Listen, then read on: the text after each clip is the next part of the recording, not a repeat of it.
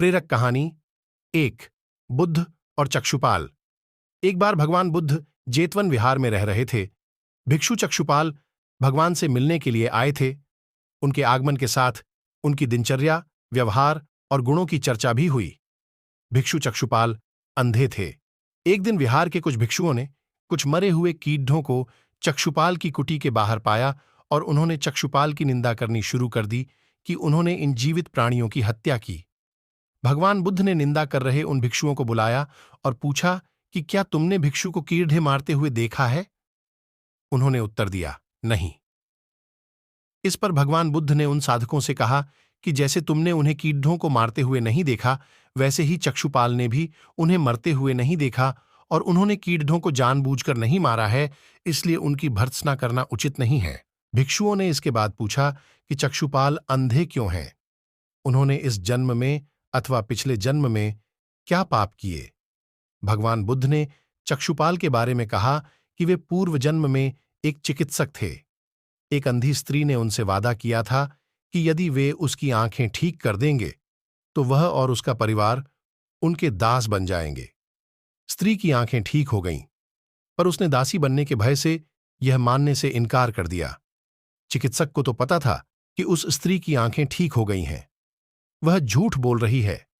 उसे सबक सिखाने के लिए या बदला लेने के लिए? चक्षुपाल ने दूसरी दवा दी। उस दवा से महिला फिर अंधी हो गई। वह कितना ही रोई पीटी, लेकिन चक्षुपाल जरा भी नहीं पसीजा। इस पाप के फलस्वरूप अगले जन्म में चिकित्सक को अंधा बनना पड़ा। प्रेरक कहानी 2। परिश्रम और धैर्य। एक बार भगवान बुद्ध अपने अनुयायियों के साथ किसी गांव में उपदेश देने जा रहे थे। उस गांव से पूर्व ही मार्ग में उन लोगों को जगह जगह बहुत सारे गड्ढे खुदे हुए मिले। बुद्ध के एक शिष्य ने उन गड्ढों को देखकर जिज्ञासा प्रकट की, आखिर इस तरह गड्ढे का खुदे होने का तात्पर्य क्या है? बुद्ध बोले, पानी की तलाश में किसी व्यक्ति ने इतने गड्ढे खोदे हैं। यदि वह धैर्यपूर्वक एक ही स्थान पर गड्ढे खोदता तो उसे पानी अवश्य मिल जाता, पर वह थोड़ी देर गड्ढा खोदता और पानी न मिलने पर दूसरा गड्ढा खोदना शुरू कर देता। व्यक्ति को परिश्रम करने के साथ धैर्य भी रखना चाहिए। न प्रेरक कहानी 3। अमृत की खेती। एक बार भगवान बुद्ध भिक्षा के लिए एक किसान के यहां पहुंचे।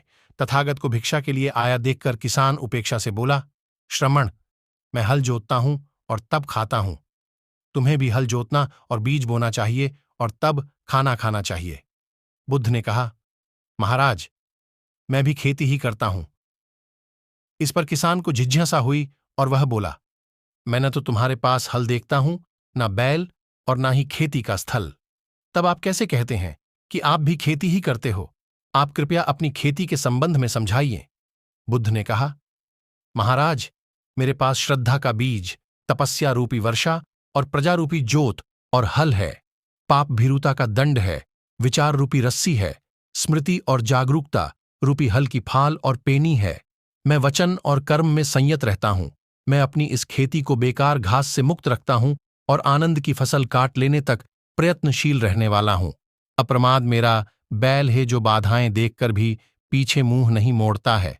वह मुझे सीधा शांतिधाम तक ले जाता है। इस प्रकार मैं अमृत की खेती करता हूं। प्रेरक कहानी 4। दान की महिमा।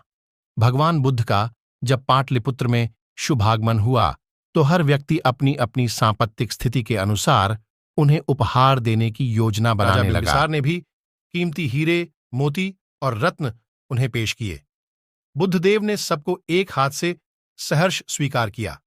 इसके बाद मंत्रियों, सेठों, साहूकारों ने अपने अपने उपहार उन्हें अर्पित किए और बुद्धदेव ने उन सबको एक हाथ से स्वीकार कर लिया। इतने में एक बुढ़िया लाठी टेकते वहां आई। बुद्धदेव को प्रणाम कर वह बोली, भगवन, जिस समय आपके आने का समाचार मुझे मिला उस समय मैं यह अनार खा रही थी। मेरे पास कोई दूसरी चीज न होने के कारण मैं इस अधखाए फल को ही ले आई हूं।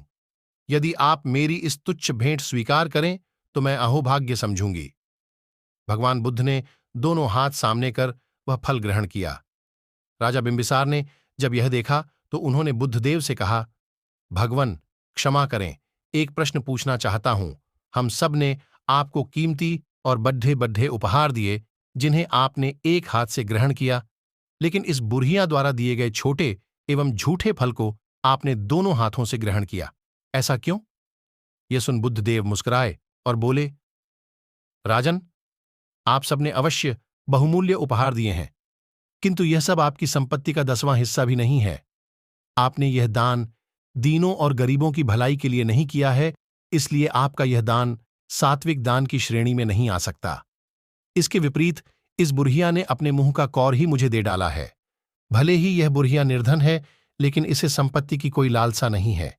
यही कारण है कि इसका दान मैंने खुले हृदय से दोनों हाथों से स्वीकार किया है।